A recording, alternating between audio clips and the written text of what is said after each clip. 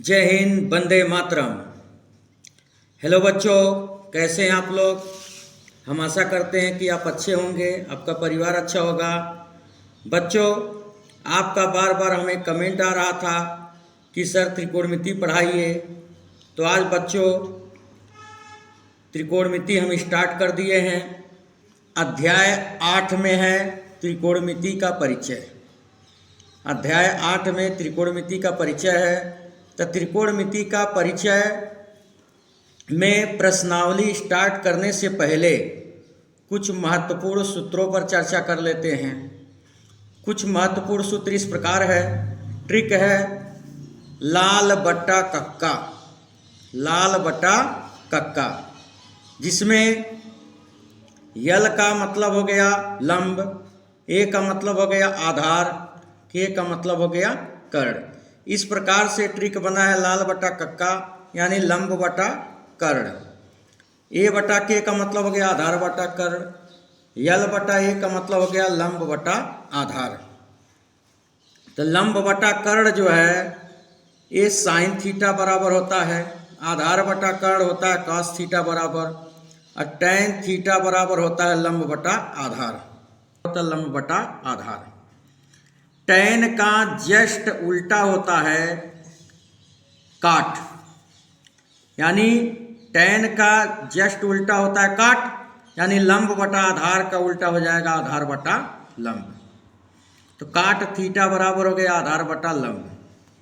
Sec theta कास का just उल्टा होता है, तो कास का होता है आधार बटा कर्ण, तो सेक का हो जाएगा कर्ण बटा आधार। इसी प्रकार कोसेक थीटा, तो कोसेक थीटा बराबर होता है कर्ण बटा लंब, जो साइन थीटा का जस्ट उल्टा होता है। साइन थीटा का होता है लंब बटा कर्ण, तो कोसेक थीटा का होता है कर्ण बटा लंब। इस प्रकार हम लोग त्रिकोणमिति अनुपात के बारे में जाने। अगर हमें साइन कास टैन का पता हो तो इससे हम काट सेक और कोसेक का उल्टा करके लिख सकते हैं, बना सकते हैं सूत्र को। इन सब को त्रिकोणमिति अनुपात बोलते हैं।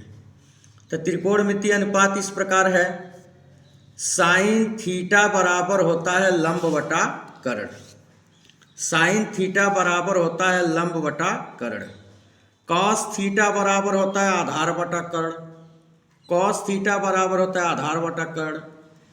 टैन थीटा, इसके बाद हम लोग समकोण त्रिभुज के बारे में पढ़ेंगे। तो सबसे पहले जान लेते हैं समकोण त्रिभुज किसे कहते हैं।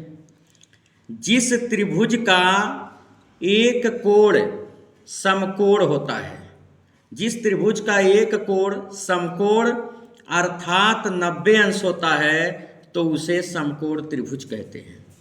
जिस त्रिभुज का एक कोण समकोण अर्थात 90 डिग्री होता है, तो उसे समकोण त्रिभुज कहते हैं।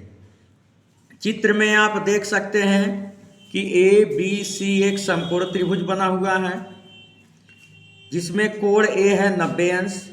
ए 90 अंश के सामने वाली भुजा को कर्ण कहते हैं। 90 अंश के सामने वाली भुजा को कर्ण कहते हैं।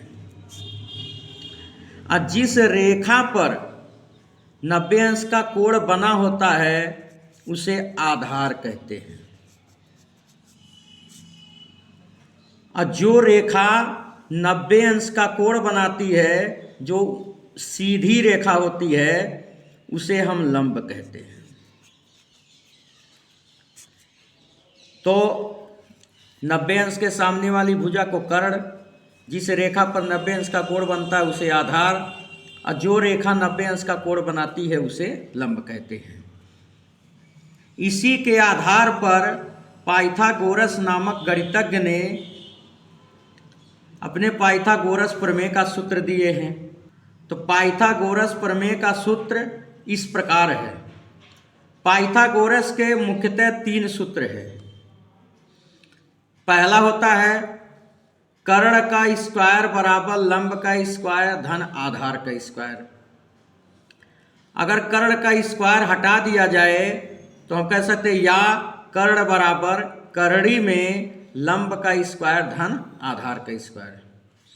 दूसरा है आधार का स्क्वायर बराबर कर्ण का स्क्वायर माइनस लंब का स्क्वायर। आधार का स्क्वायर बराबर कर्ण का स्क्वायर माइनस लंब का स्क्वायर।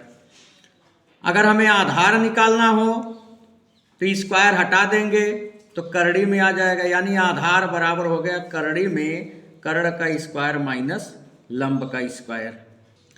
तीसरा है लंब का स्क्वायर बराबर कर्ण का स्क्वायर माइनस आधार का स्क्वायर, या लंब अगर निकालना होगा तो लंब बराबर हो जाएगा करड़ी में कर्ण का स्क्वायर माइनस आधार का स्क्वायर। तो इस प्रकार हम लोग पाइथागोरस प्रमेय के सूत्र को जाने हैं। इसके बाद हम लोग प्रश्नावली के प्रश्न को हल करेंगे।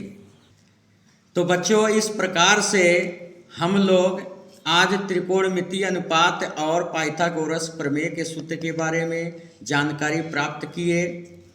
इसके अगले वीडियो में यानी पार्ट 2 में हम लोग प्रश्नावली से संबंधित प्रश्नों को हल करेंगे।